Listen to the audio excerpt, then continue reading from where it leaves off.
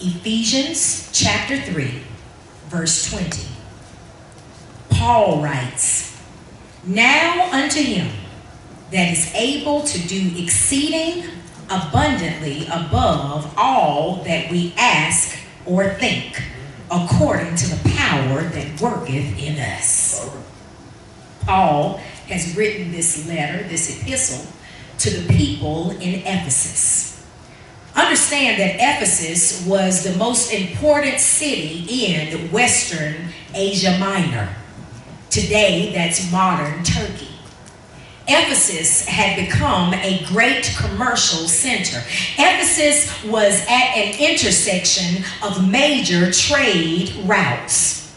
But the people in Ephesus, many of them, they boasted about a pagan temple. A pagan temple that was dedicated to a goddess called Diana. So there was pagan worship in Ephesus. So then the Apostle Paul made it a center for evangelism. The people of Ephesus, they needed to know the God of Abraham, Isaac, and Jacob. And so he knew that these people, they knew of gods, but they needed to know the God of all gods. They needed to know the God that had sent Jesus Christ to die for humanity's sins. And so Paul did not hesitate to state, "Now unto him." He's about to tell them about the God. "Now unto him that is able to do exceeding abundantly above all we can ask or think, according to the power that worketh in us." They needed to understand this God. They needed to know this God. This was the unlimited God. Oh, yeah. And that's who I want to talk about on this evening. The unlimited God. You see, the goddess Diana was limited. Okay. The other gods that they knew of and perhaps worshiped, they were limited. But he wanted these people to know about a God who had no limitations. Now unto him. This God is the same God that 2019 needs to know about. All right. This God is the same God that 2019 needs to understand. You see, because God suffers cases of mistaken identity all the time in our society. Okay. We have a tendency many times, human beings, to make God whatever, whoever, whenever we want God to be, however. All right. You know how it is. God said this and God did that. You know, we don't always read about the nature of God in the Bible, but God is and isn't whatever we say in the moment. All right. Paul did not want these people to be like that. He did not want everyone in Ephesus to know a God without really knowing the God. He did not want these people to focus on little g gods, but he wanted them to know. So he wrote, "Now unto him." Well, who is him, Paul? Who is this God, Paul? Who is this deity that you want us to know that supersedes every other God that we've ever known before? We know Diana, but Paul says, "Now unto him who is able." Paul knew that God was able. This God was able. Paul knew because this God was even able to transform Paul.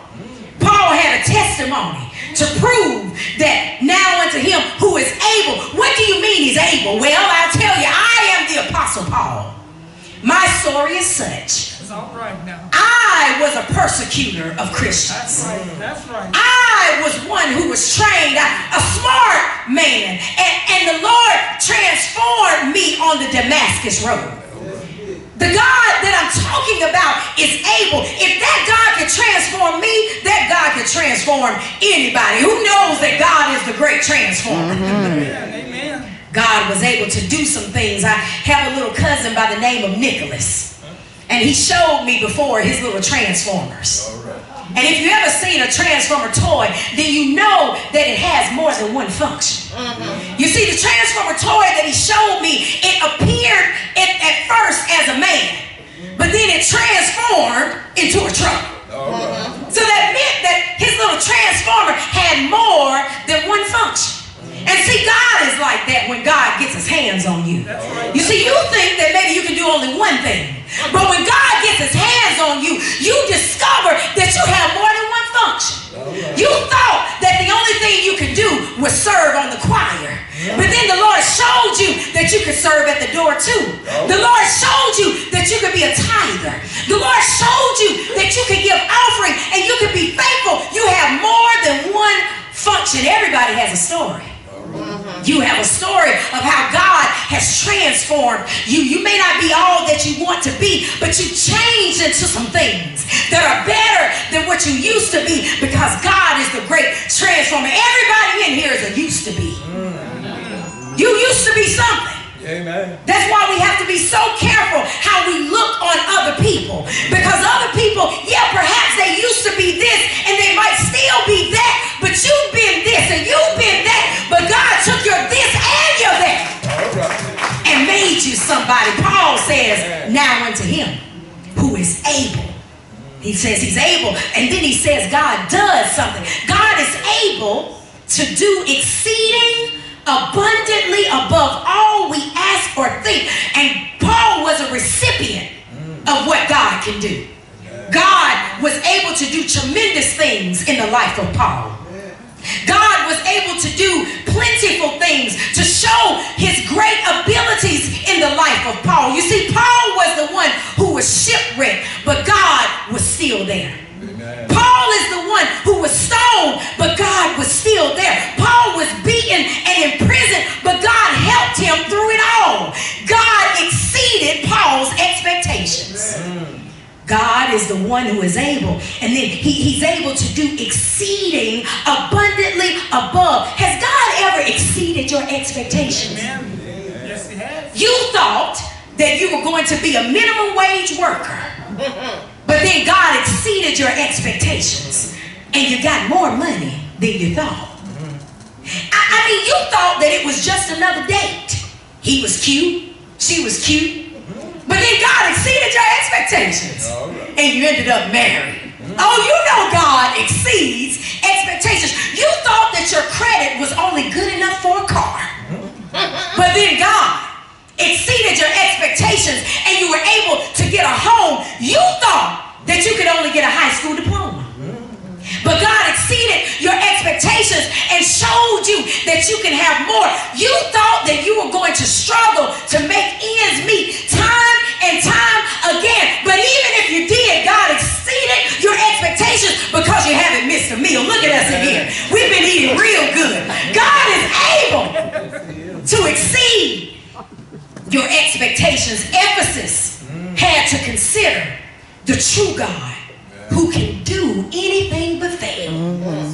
So he was writing to these people, and he wanted them to know that God was able, that God exceeds expectations, but God also would give them power.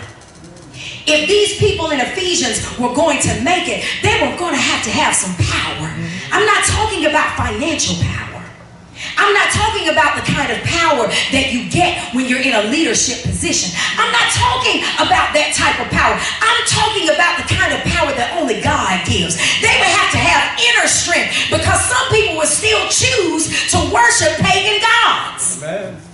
They would have to have power to stand on Jesus Christ. They would have to have power to achieve as believers. They would have to do that because they would face toils in life. You know that no matter how much Jesus you have, it doesn't negate the problems and the issues, the toils that come onto your life. And so you have to have the kind of power that only God can give. Christians are not supposed to be weak people. Can't be weak. You have to know God and know that God gives you power, but God won't always deliver you from toils, but God will take you through toils. Somebody said, through many dangers, toils, and snares, I have already come. Tis grace has brought me safe thus far, and grace will lead me home. Do you know the unlimited God? Do you worship the unlimited God? Do you praise the unlimited God? Does your God have limitations? Is your God only on Sunday morning? Is your God only powerful during revival? Is your God only powerful when you're in trouble? Or do you still give God praise when everything's good? Amen. Is your God unlimited to the point where you know that your age shouldn't be a limitation when it comes to serving that God? Is there a limitation on your God to where your gender puts you in a box when you ought to still be serving the Lord? What limits you from the unlimited God? Yeah. Do you know the unlimited God? Oh, yeah. When you know the unlimited God, it becomes personal.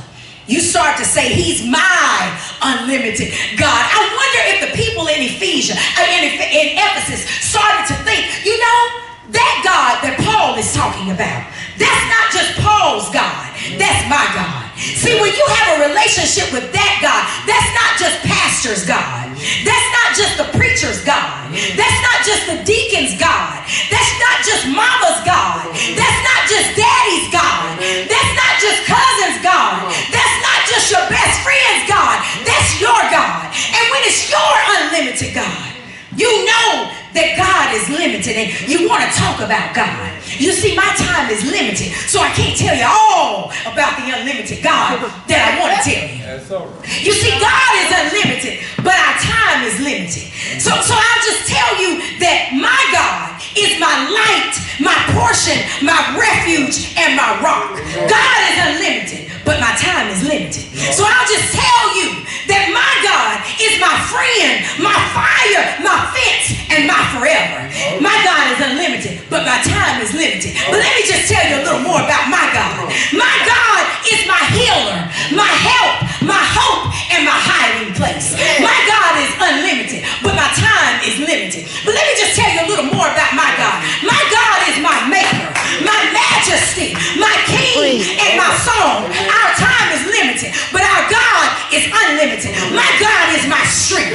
My God is my stronghold. My God is my shepherd. My God is my shade. My God is my shelter. Oh, I know we don't have a lot of time. Our God is unlimited, but my time is limited. But let me tell you just a little bit more about my God. My God is my shield. He is my salvation. My God is my Savior. Sometimes I go a little wild because when I think about how good my God is, I know our time is limited, but my God is unlimited. And I just have to tell you about how good God is.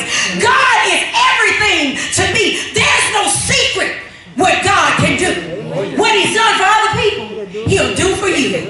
But you have to believe in the unlimited nature of God. Some may tell you not to put God in a box. I'm telling you that there is no box. Our God is so great that God is higher than any mountain. God is wider than any sea. God is broader than the sky that you see every day. God is bigger than you and me. So that means that we ought to put our faith in God. That means that you would love the Lord with all of your heart. That means that you should serve the Lord with all that you have. That means that even when you feel like you don't have a friend, God is looking at you and saying, spend some time with me. That means that you need to trust in the Lord with all that you have. You know, the old folks used to say it like this: I will trust in the Lord. I will trust in the Lord. I will trust in the Lord till I die. I will trust in the Lord. I will trust in the Lord. I will trust in the Lord until I die. Is anybody going to trust the Lord? Is anybody going to trust the Lord? Or are you going to trust your money? Are you going to trust yourself? Are you going to trust your family? Or are you going to put your trust in the Lord? You ought to, because we serve an unlimited God. God bless you. Amen.